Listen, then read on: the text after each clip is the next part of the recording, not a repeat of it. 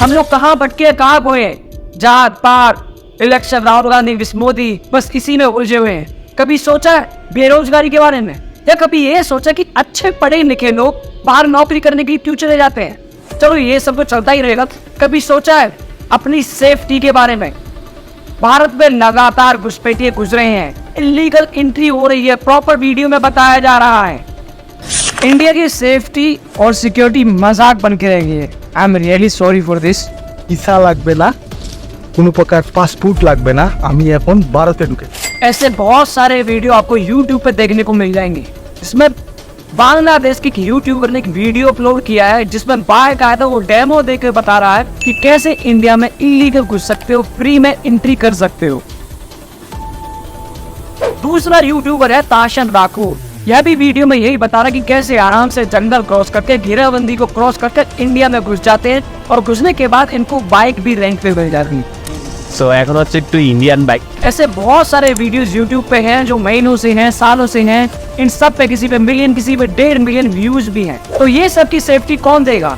तो अब Indian authorities क्यों एक्शन नहीं ले रही हैं? अच्छा, जैसे ही हम लोग सुनते हैं इलीगल एंट्री, घुसपैठिए, तो हम सबके दिमाग में आता सबसे पहले बंगाल। ये नहीं, बंगाल में नहीं, ये झारखंड में भी हो रहा है, उत्तराखंड में भी हो रहा है, महाराष्ट्र में भी हो रहा है, असम में भी हो रहा है। इवन कैपिटल सिटी मुंबई में 200 से ज्यादा आधार कार्ड, फर्जी आधार कार्ड पे हैं। और सेम इन दिल्ली। यह वीडियो है दिल्ली के शाहीन बाग।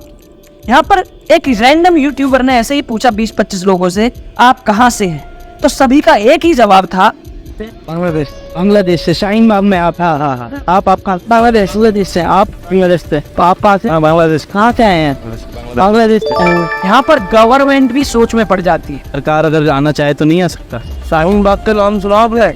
एक बार बोलो अपने मुंह से शाहीन बाग, और फिर फील कर लगे शाहीन बाग। शाहीन बाग है इसका नाम। अगर आने के लिए बहुत बड़ा जिगरा चाहिए, समझ रहे हो ना? इसी वजह से India crime capital of the world बनता जा रहा है। और एनसीआरबी की रिपोर्ट के अकॉर्डिंग बांग्लादेश टेररिज्म क्राइम में टॉप में आता। ममता दीदी का स्टेटमेंट देखिए आप। বাংলায় দরজা খটখটানি করে আমরা তাদের আশ্রয় নিশ্চয়ই দেবো। तो आज के इस वीडियो में मैं आपको बताऊंगा ये घुसपैठिए इंडिया में घुसने के लिए कौन सी ट्रिक यूज करते हैं, कैसे फर्जी आधार कार्ड, पैन कार्ड और कैसे नाम चेंज करते हैं, कैसे नौकरी करते हैं, कैसे बिजनेस करते हैं।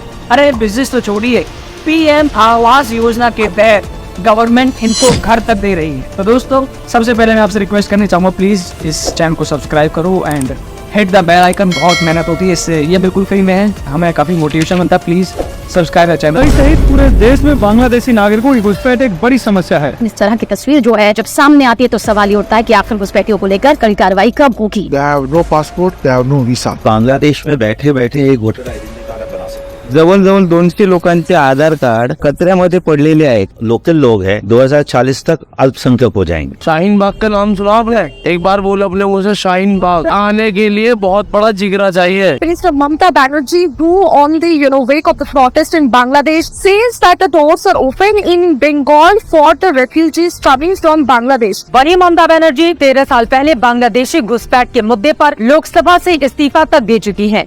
बांग्लादेश से आने वाले घुसपैठिए हिंदुस्तान के लिए संकट हैं।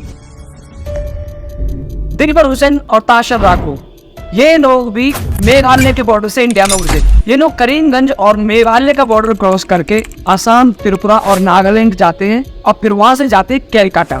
और कैलकाटा में ये लोग फर्जी डॉक्यूमेंट्स बनाते हैं। और दूसरा रूट है त्रिपुरा वाला रूट। ये रूट चारों तरफ से जंगल से घिरा हुआ है।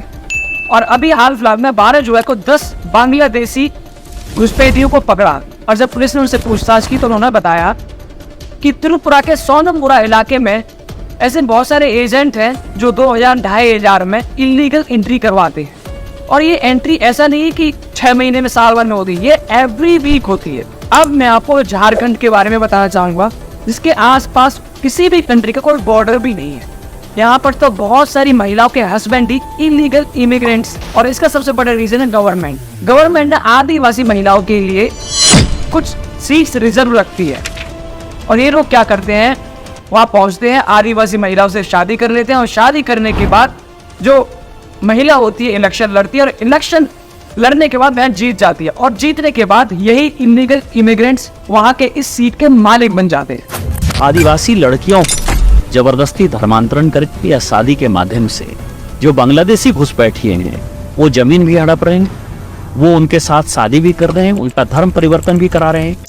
खुद झारखंड के एमपी निशिकांत दुबे जी ने भी बताया हो रहा है बांग्लादेश का घुसपैठ हमारे यहाँ लगातार बढ़ रहा है।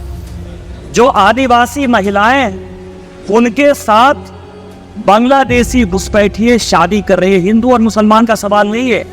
हमारे यहाँ जो लोकसभा का चुनाव लड़ती है महिला आदिवासी कोटे से लड़ती हैं, उनके पति मुसलमान हैं। अब मैं आपको बताऊंगा टूरिस्ट रूट के बारे में।